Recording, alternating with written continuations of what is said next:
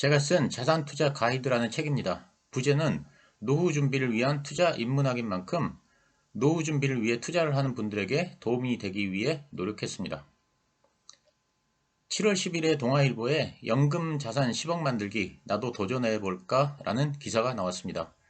도움이 되는 기사라고 생각되어 제 생각을 좀 섞어서 영상을 만들어 봤습니다. 핵심은 첫째, 국민연금이 기본을 받쳐주고 여기에 대해서 더해서 주택연금을 받으면 10억이 가능하다는 것입니다. 둘째, 젊은 세대는 복리의 마법을 노리고 일찍 시작해야 한다는 것입니다. 미국에서는 젊은 직장인들 사이에 백만장자로 퇴직하기가 유행한다고 합니다. 백만장자라면 말 그대로 퇴직할 때까지 100만 달러 이상을 확보한 사람을 말합니다. 100만 달러면 우리나라 돈으로 약 13억 원입니다. 그런데 왜 하필 100만 달러냐 하면 100만 달러를 확보하면 4%의 법칙에 의해 평생 파산하지 않고 여유롭게 남은 여생을 즐길 수 있기 때문입니다. 4%의 법칙은 윌리엄 벤전이라는 캘리포니아의 재무설계사가 고안한 법칙입니다. 이 법칙은 퇴직한 첫 해에 노후자산의 4%를 사용하고 그 후로는 4%의 물가상승률을 더한 금액을 인출하면 노후자산을 최소 30년 이상 유지할 수 있다는 것입니다. 그런데 지금은 100세 시대이고 재수가 없으면 120세까지 산다고 하는 분들이 있는데 은퇴 후 자산을 30년만 유지하면 불안한 거 아니냐? 이렇게 생각하시는 분들도 계실 것입니다. 하지만 이론적으로 생각해보면 연 4%의 수익만 거두면 이 돈은 영원히 줄어들지 않는다는 계산이 나옵니다. 왜냐하면 연 4%를 찾아 쓰는데 수익률이 연 4%라면 입출금이 동일하게 되어 원금이 유지되기 때문입니다. 물론 인플레 등을 따지면 좀 계산이 복잡합니다만 어쨌든 노후 자산이 100만 달러면 이의 4%인 4만 달러를 매년 인출해서 사용할 수 있다는 것입니다. 4만 달러면 우리 돈으로 5,200만 원입니다. 즉 매월 430만 원을 편하게 사용할 수 있다는 의미입니다. 만약 노후 자금으로 매달 350만 원이 필요하다면 10억 5천만 원을 모으면 됩니다. 이는 100만 달러보다 적은 금액입니다. 우리나라에서도 연금자산 10억 원이 가능할까라는 질문에 김경록 미래에셋 자산운용 고문은 퇴직연금만으로는 어렵지만 국민연금을 포함한다면 일정 조건 하에서 가능하다. 나아가 한국인의 자산이 주택에 쏠려 있는 현실에서 주택연금을 일부 활용한다면 연금자산 10억 원은 쉽게 달성할 수 있다고 말씀하셨습니다. 이는 다시 말하자면 국민연금과 주택연금이 연금자산 10억 원의 핵심이라는 것입니다. 일단 국민연금은 대부분의 근로자가 가입하고 있는데 노후에 많은 힘이 됩니다. 맞벌이를 했던 A씨 부부가 은퇴 후 연간 4천만 원의 소득이 필요하고 국민연금으로 2,400만 원을 받는다면 추가로 필요한 자금은 1,600만 원입니다. 그러면 4억 원만 모으면 됩니다. 왜냐하면 4억 원의 4%가 1,600만 원이기 때문입니다. 만약 B씨 부부가 맞벌이가 아니어서 국민연금으로 매년 1,200만 원만 받는다면 추가로 2,800만 원이 필요합니다. 그러면 7억 원을 모으면 됩니다.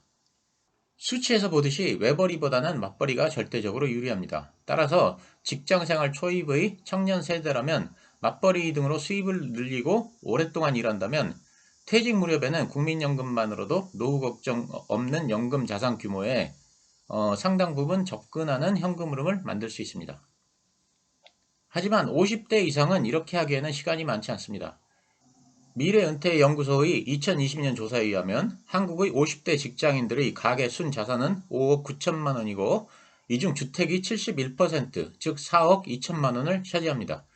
퇴직연금은 6,100만 원 수준입니다. 대부분 교육비와 집값 등으로 쓰기 위해 퇴직금 중간정산을 해버린 데다가 운영수익률이 낮고 근무기간도 짧기 때문입니다.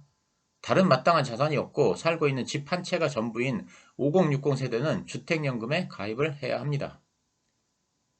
주택연금은 5억 원 상당의 주택을 소유한 60세 소유주의 경우 매달 107만 원을 수령합니다. 그리고 같은 주택을 소유하고 있지만 나이가 65세인 경우에는 128만 원을 수령합니다. 이렇게 되면 국민연금과 주택연금, 그리고 얼마 되지는 않지만 퇴직연금을 합하여 노후에 필요한 현금 흐름의 상당 부분을 마련할 수 있을 것입니다.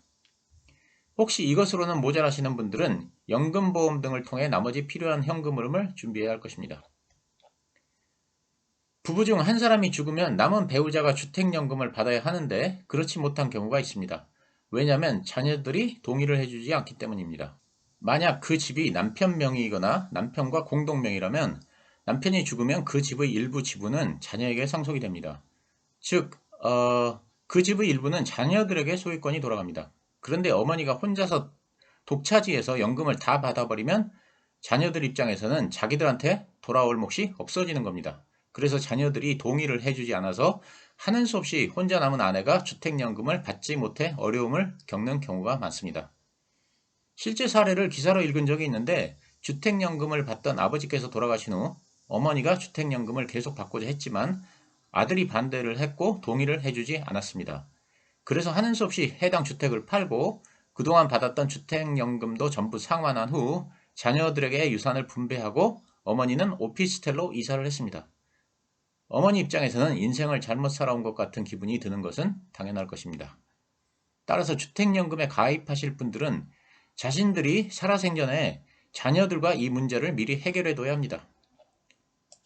만약 자녀들과 해결이 여의치 않으면 담보 설정 방식을 신탁 방식으로 하면 됩니다.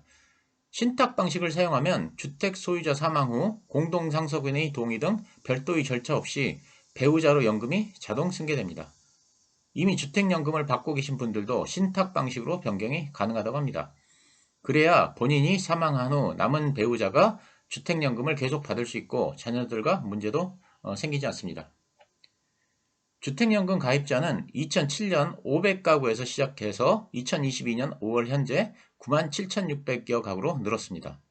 전국 평균으로 보면 72세에 가입해 3억 4,500만 원의 주택을 담보로 내놓고 월 112만 원씩을 받습니다. 주택연금을 꺼리는 분들도 상당히 많은데 집 한 채는 갖고 있다가 자식들한테 넘겨줘야 한다는 인식이 강하기 때문입니다.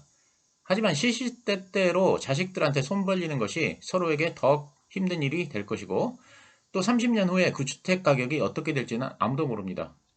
인구가 장기적으로는 줄기 때문에 장기적으로 봤을 때는 주택 가격이 상당폭 하락할 가능성이 크다고 생각합니다. 그래서 저는 서울, 부산과 분당, 판교 등 경기도 일부 핵심 지역을 제외하고는 모두 다 주택연금에 가입을 하는 것이 유리하다고 생각합니다.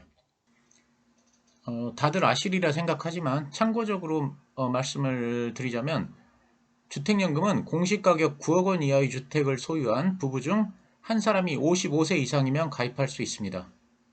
공시가격 9억 원 이하는 시세로 따지면 약 12억 원에 해당됩니다. 감사합니다.